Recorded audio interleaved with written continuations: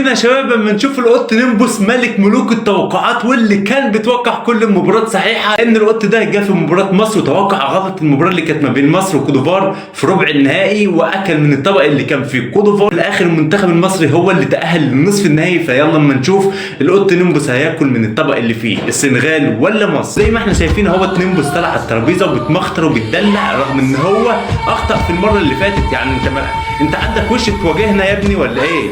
وجاي اهوت بتفكر في ايه يا ابني؟ انت بتفكر في ايه؟ هو مصر على طول. ده المصيبه ده راح اكل كمان من المنتخب السنغالي.